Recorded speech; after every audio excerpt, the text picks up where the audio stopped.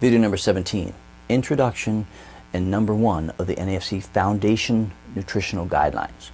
There have been thousands of books written on nutrition and what the optimum diet for humans might be. In reality, no one can say with absolute certainty what the best diet is for everyone, since we're each somewhat unique. There are, however, numerous key principles or guidelines that apply to the vast majority of people with great certainty. These are the guidelines and principles I'm offering you here. Since homeostasis is king when it comes to health and healing, we must follow an eating system that supports homeostasis and avoid foods and eating habits that upset it. If you've not already read the NAFC Optimum Health Principles, which help to explain the importance of maintaining homeostasis for optimum health and healing, please do so as soon as possible. Interestingly, the foods most likely to upset our body's homeostasis are those foods that have most recently been added to our diets. Refined, processed, synthetically altered, colored, preserved, and otherwise adulterated foods are the most likely to upset our body's normal homeostatic balance. Of these, the most common offending foods are those with a high glycemic index, meaning that they cause a rapid, significant rise in blood sugar levels. All foods containing refined or processed sugars and grains typically have high glycemic indexes and are therefore major culprits. The basis of the NAFC's nutritional guidelines is to focus on consuming fresh, whole, minimally processed, low glycemic vegetables and proteins the vast majority of the time. The following rules or guidelines have been developed to help you. The course will go into much greater detail about various food components, but this section provides a great overview that will help you to organize and place all that will follow into better perspective. The NAFC Optimum Nutrition Recommendation number 1, proper breathing and oxygenation. Yes, believe it or not, oxygen is a nutrient. In fact, oxygen is the most important nutrient that our bodies require for basic function and survival. Even a few minutes without oxygen can lead to severe damage to the brain and possible death. Obviously, oxygen cannot be stored beyond a few minutes.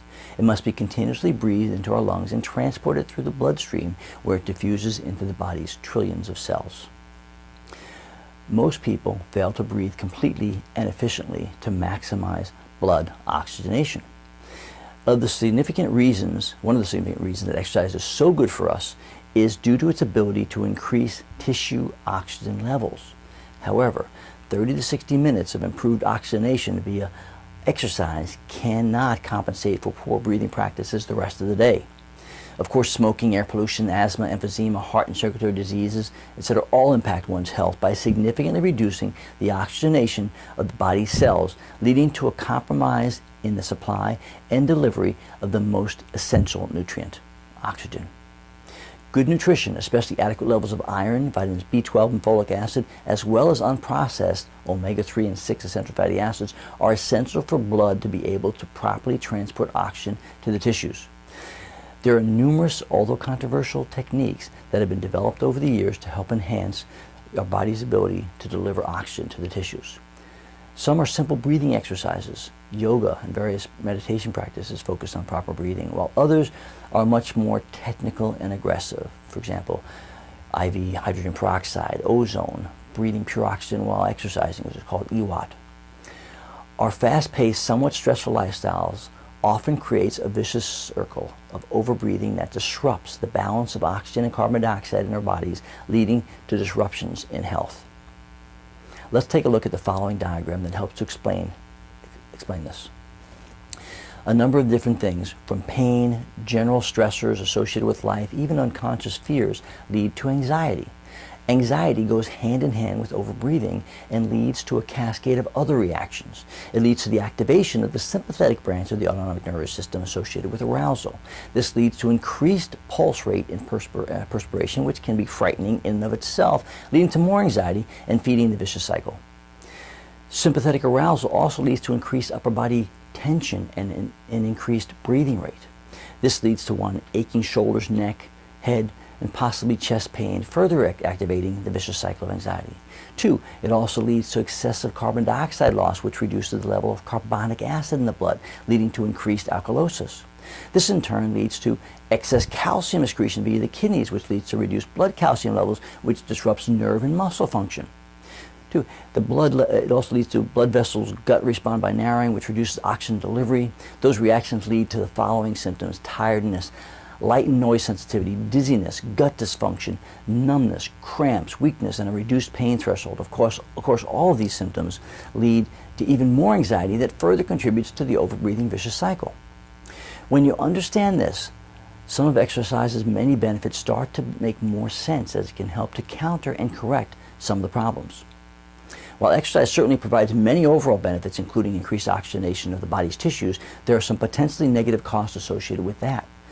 This is where meditation can also have a positive impact. Most breathing exercises emphasize diaphragmatic breathing, which provides enhanced oxygenation while simultaneously helping to balance the autonomic nervous system. Let's take a look at the difference between the two. Exercise tends to increase cortisol levels while modulating melatonin and depleting antioxidant enzyme systems in response to the increased free radical production associated with exercise. Overall, this still leads to significant net positive benefits and compensation by the body. It just might not be the best and most direct way to address overbreathing. Now, let's look at diaphragmatic breathing. It'll tend to reduce cortisol levels and increase melatonin while restoring and supporting the body's antioxidant enzyme reserves, leading to reduced free radical stress. So, if the problem involves a vicious cycle of increased anxiety, diaphragmatic breathing exercises are the best overall choice, although exercise can and certainly will help as well. Breathing is obviously a vital bodily function. It's also a bit more complicated than most people think. Entire books have been written about the proper way to breathe to maximize health. All we want to accomplish here is to make you aware of just how important proper breathing is, and that it may be something you'll want to research further depending on your personal health issues.